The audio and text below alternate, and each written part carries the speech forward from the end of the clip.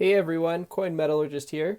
I have kind of a fun thing to show you. Like you may know, in the past I've gone to thrift stores or garage sales and I bought in quite a bit of just like bags of jewelry at the thrift store, or whenever I find gold or silver jewelry at garage sales, I'll buy it.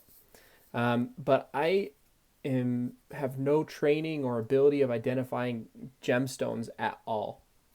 And so I often will and have sold essentially all the gold and silver jewelry that I get to coin stores or pawn shops or whatever it may be for probably about 80% of the spot price of it.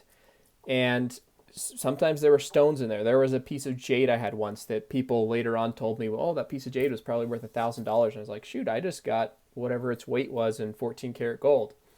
But I got this item off Amazon here, and it's called a Diamond Selector 2. And it was only like 15 bucks. It's a really cheap little thing. But what it is it has a probe on this end here, and it uses thermal properties to try to identify if something's a diamond or not. And you turn it on with this wheel right here, and that light means that it's on, that the battery's okay, and then it warms up, and then when it's ready to go, that light will light up. It came with a carrying case and also this little tray to put loose stones in.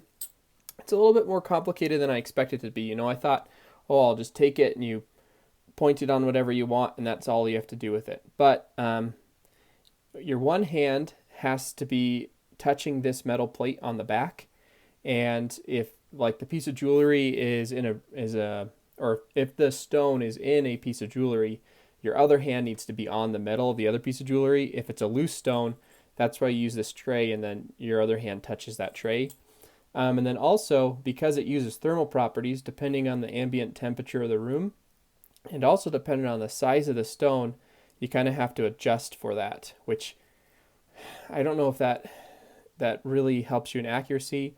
Well, what it does, it makes it a little bit easier for you to misidentify something because there's more to it than just point and shoot kind of thing. So, but what I've been doing is just kind of a normal temperature range here, not super cold, not super hot, and just a normal range of stone size here. So I've been using 4. So what that means is this says volume, but really it's kind of like you're setting the background. So I've been going that up to 4. And to show you how this works here, first off, I have a stone here that I know to be a cubic zirconium. So let's set that right there. And you want to, if you touch the metal, it's going to beep on you. But you want to touch it straight on the top of the stone. And cubic zirconium, usually I have it go up like just 1 or maybe 2 notches. And I have a ring here that I know the stones in this are diamonds. So let me show you what happens when I touch it to that stone. So it identifies it as a diamond. So I have used it on all of the clear stones that I have that I know are cubic zirconia or something else, and all of the ones that I have that I know are diamonds, and it's worked out pretty well.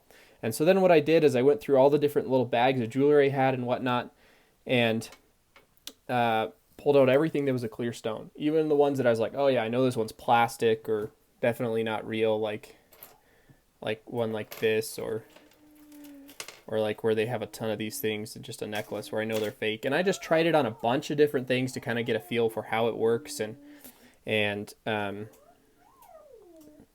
what things to try it on. And so I tried it on all that stuff, and this thing's already made its money for me in my perspective because I only paid 15 bucks for it.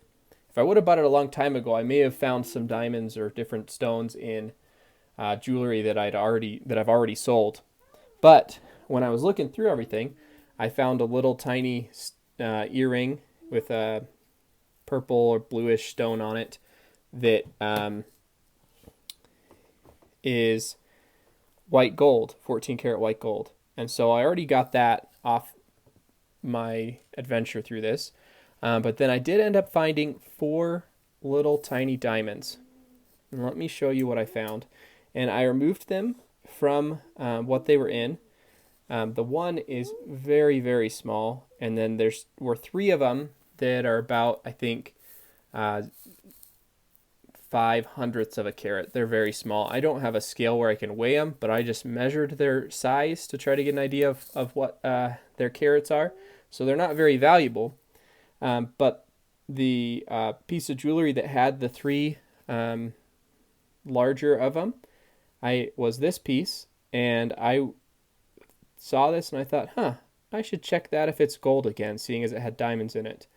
And I retested this, and that's 14 karat gold too. So that's like 1.6 grams of 14 karat gold that I made off this too. So that easily paid for my tester here.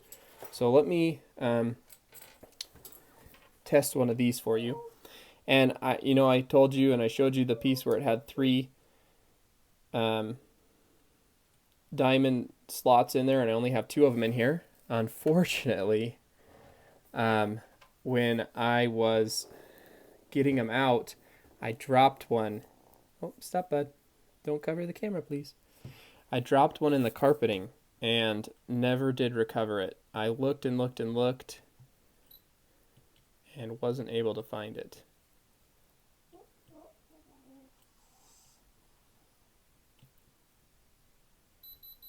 There we go. So, so I found a few diamonds, 2 ones that are a decent size and one itty bitty tiny one with using this, just with the stuff that I already had. And I was able to verify that these diamond rings I have up here actually do have real diamonds in them. And I was able to find 2 different pieces of jewelry that I hadn't already identified that were 14 karat gold. So this thing, which cost me $15 on Amazon, easily paid for itself by now. And I'm really enjoying it. They have all kinds of different sellers for them on Amazon, and I'd like to say that this product does not meet its full potential. I paid $15 for it. I saw different ones that were $200 plus, where it used either the thermal properties or electric properties of the different gemstones to identify what they were, but it could identify basically any type of gemstone rather than just diamonds, and this is essentially only for diamonds. So like here, I have a bunch of these little colored stones that are all different colors that came out of a 14 karat gold bracelet.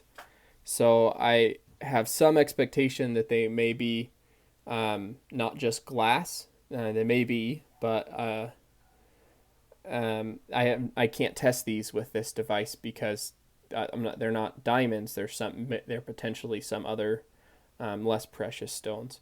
So maybe someday I will cough up the money to get a better device, but for its money, I'm pretty happy with this. I'm pretty satisfied with it.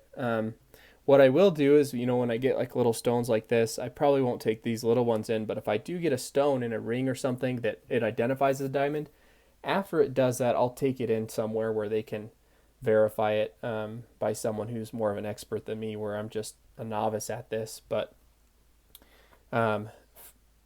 great for its money, and unfortunately I did drop one stone that I don't think I'm going to be able to recover. But hope you guys liked that. Kind of a little bit different thing. Cool device that definitely worth my money. And I hope you all enjoyed the video. And if you want more videos like this, and especially videos about coins, subscribe to my channel and look through the videos that I already have posted. Thank you for watching. Have a great day.